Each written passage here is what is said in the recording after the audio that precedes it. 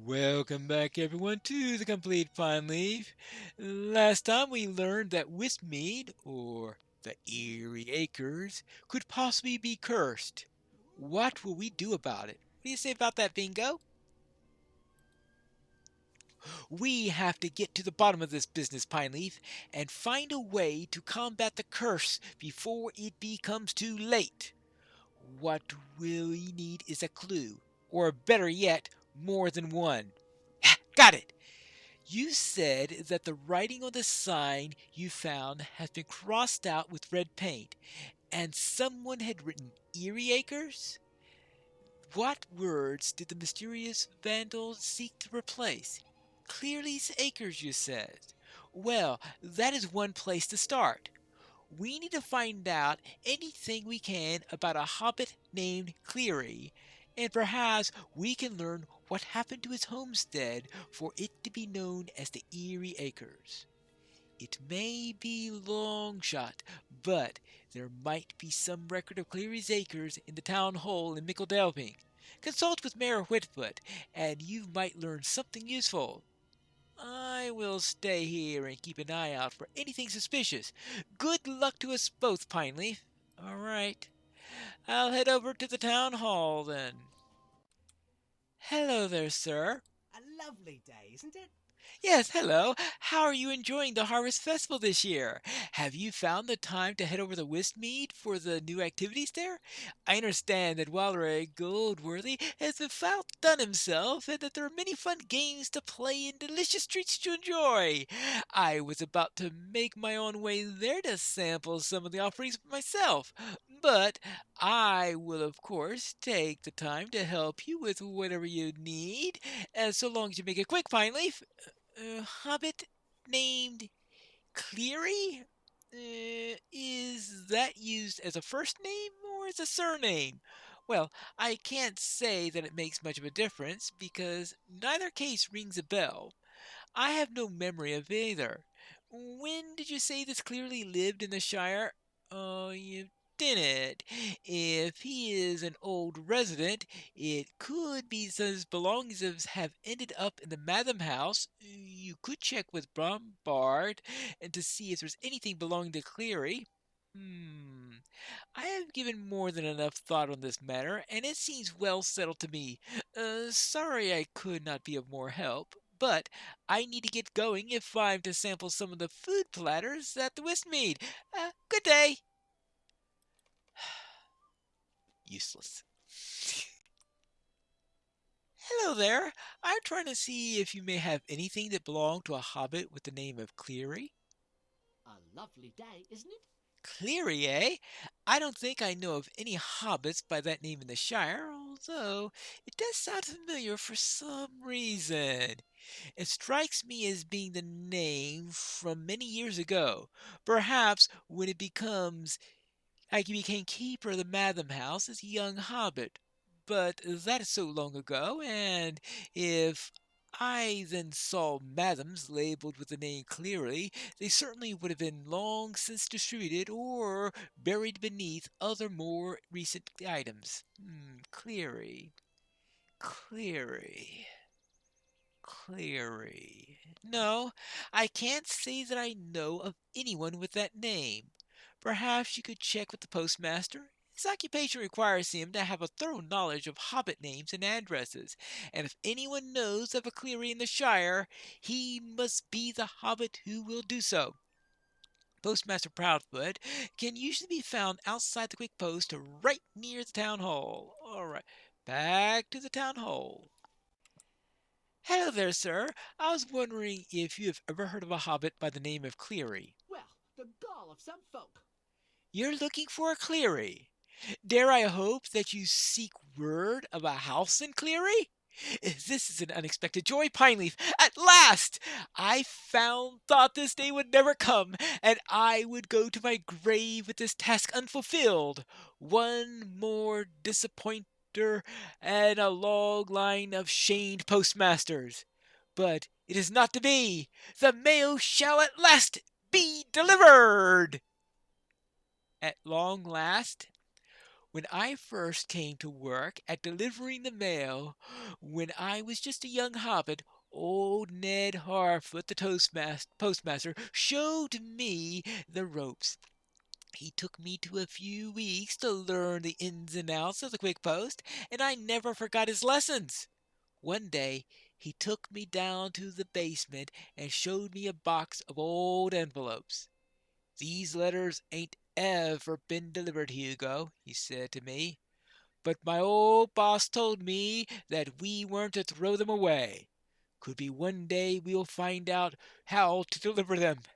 And when that day comes, the quick post will truly have earned a fine reputation, even if it puts a lie to the name." Well, Ned passed on not long after that, and I took a vow to keep those undelivered envelopes safe until my on time was up, or the intended recipient came to claim them. It seems to me you might be the closest person we're likely to get to House and Cleary, Pineleaf. If you're willing to follow me, I will show you these stacks of undelivered letters, and you may decide what to do with them. Let me know. Well, a long time, many generations. Let's go and find out what's going on. These letters have gone undelivered for so long. Can it be that they may hold the answers for what you seek? All right, I have emptied the box of old letters onto the table in the basement. You're welcome to look through them and see if there's anything of importance. Now remember, this is highly unusual. We at the Quick Post do not advocate looking through people's mail, but these letters are so old, there should be no harm in it. Well, and I'm hoping it'll do some good. This way, we can only hope that it does some good. Mind the steps. They can be treacherous if you're not used to them. I've gone through some more than my share of steps in my days. Apologize for the mess. We're more organized than we seem, I assure you. Hmm. Well, there are many envelopes here.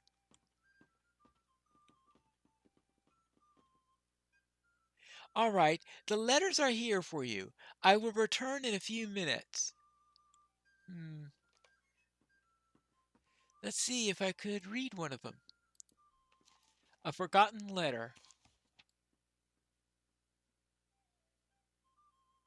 Dear Mr. Cleary, I hope I am not intruding, but I wish to write you this note of thanks. I had a delightful visit with you, and I'm already looking forward to our next week. As I promised, I will bring some fresh produce from my father's garden. You would not believe the crunch of our carrots. They're truly something. When I next visit, I will help you clean the weeds out of your own garden. I know it sounds like a lot of work, but I find gardening to be very rewarding. Very sincerely yours, Ivy Redsmith. Hmm. How about another letter? Another one from Ivy? Dear Mr. Cleary, thank you once again for another lovely visit. I hope you don't feel too badly about your neighbors have been saying. They seem to be a poor lot, mean-spirited and unwelcoming. Pay no heed to their insults, and I will not either. Looking forward to our next visit. Ivy Redsmith. Are all these from Ivy Redsmith? Hmm, I suppose so. See what this one says. Dear Mr. Cleary, this winter has been very bad, hasn't it? I am sorry to tell you that the weather must keep me at home. I can't visit this week. But I promise to bring you some soap and towels when I next come to visit. I will scrub away the mean things your neighbors wrote on your fence in no time. Warm regards, even in the cold. Ivy Redsmith. So the neighbors must be the ones who wrote Erie Acres on the sign. Ah, that's nasty. Dear Mr. Cleary, has it already been 2 months? I can't believe it, but I know it's so. I have never seen snow like this. It began as a winter's lark, but now I'm very sorry I have had not been able to visit. There's no sign of the weather's improvement, and my family's worries deepen every day. I promise I'll see you as soon as the winter ends. Waiting to see the sun again. Ivy Redsmith. A very bad winter indeed if it snowed for 2 months with and didn't let go. How about this one? Dear Mr. Cleary, they say this terrible winter might soon be done, though I have not have said this before. I hope this time they're right, for it has taken a toll on my family and on my friends. Our food is nearly gone. They say it will be a time of famine unless something can be done. Do not think I'm being forward, but I'm worried for you, Halson. Your home was in no state to weather such a winter as we have had. I hope your neighbors at last showed you kindness. Could they have given you shelter, shared their food, and found warmth in their hearts for you? I hope they have. They would be cruel hobbits indeed if they had not.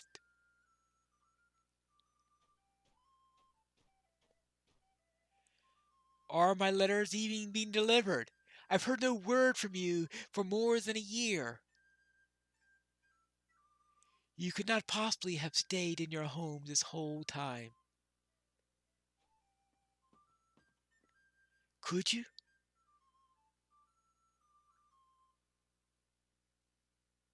Worried, hungry, and afraid for you. Your dear friend, Ivy Redsmith.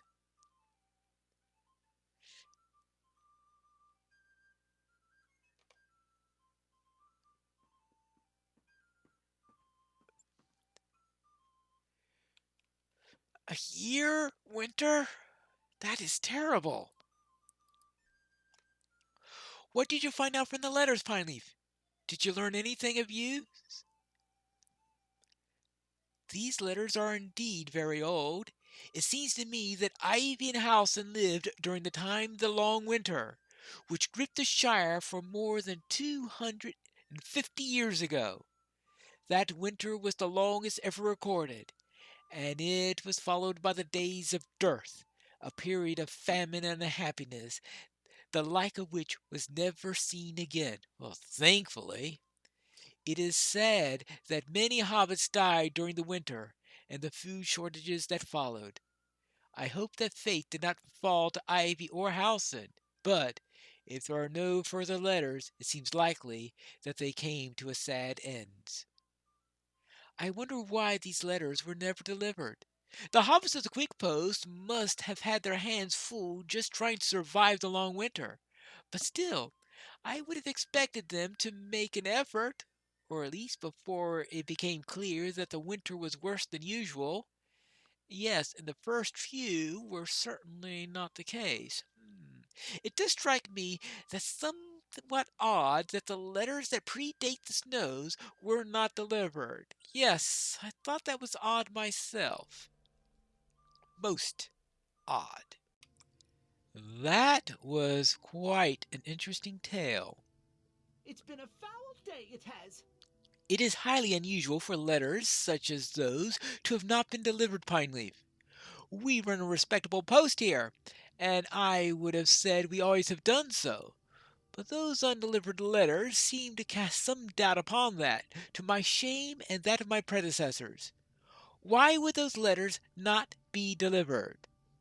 At any rate, we do not keep records of home ownership at the Quick Post, but there is a small chance that someone might know the state of the Cleary farmhouse, even if knowledge of the once time residence has been lost during the ensuing years. That is so long ago. I speak of Clem Underhill, the escrow broker here in Micheldelving. He may have had know if the deed to Clearly Farmhouse has ever changed hands, and if the land was sold, he might tell you the name of the current owner, if there is one. Well, hmm, well, I can guess who would have bought it, because it seems to me that if Clearly Acres is up in Westmead, then obviously we know who the new owner is. Hello. The Cleary farmhouse, you say?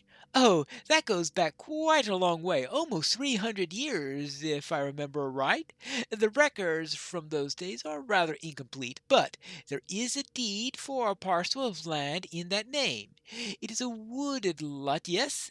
Yes, I have had no cause to go out there, but the description makes it sound quite deep in the forest. Near Roderick Goldworthy's new cleared field of Westmead, isn't it? This is an interesting coincidence, since the field has only recently been put to use after being left alone for so long. Hmm. There have been no transactions relating to that parcel, so I expect that if it was owned by a Cleary once, then it must be owned by a Cleary still. A descendant, surely, although that is a long time for anyone to stay in one place without interacting with the neighbors. That is no way to live, not for any respectable hobbit. It must do you some harm, surely, to see only the faces of your family and none others. And if you live by yourself, with no kin around you, why, imagine it! And you would take care of you in those twilight days, until finally your last day arrives and you meet it alone. Maybe it's just the time of the year, but thinking about that sends a chill down my spine and raises the hairs on my feet. It sounds like spooky harvest festival story to me, and not something that could happen to real folk in the Shire. I can't say that as I like it, Pineleaf. I hope I was a help to you, and now I would like to think no more of these troubling thoughts. Alright, so Westmead is not Clearly Acres, but likely adjoins it. Hmm. Most interesting. Hello, Bingo. At last you've come back, Pineleaf. Fosco yelled at me again, and this time he had the support of several of his brothers. This is so unlike them. What did you learn in Micheldelving? Did you find out anything about Cleary's Acres or about the curse? Hmm. It all makes sense to me now. The spectral visions that you saw in the Bimbo Wood must be related in some way to Halcyon Clearly, and somehow he managed to put a curse on the Shire. None but one will laugh when all is done. That must refer to the ghost of Hall Sincleary, scorned and forgotten by his neighbors. In fact, that may very well be why the Boffin boys are so uncharacteristically angry. The ghostly haunt has affected them without their knowing, and the close proximity of Wistmead to the Cleary farm has inflamed their tempers. Are you up for another adventure, Pineleaf? I have the perfect hobbit in mind to go with you. The perfect hobbit in mind. I suspect that's going to be Marigold. Is it? We'll have to find that out in the next episode of The Complete Pineleaf.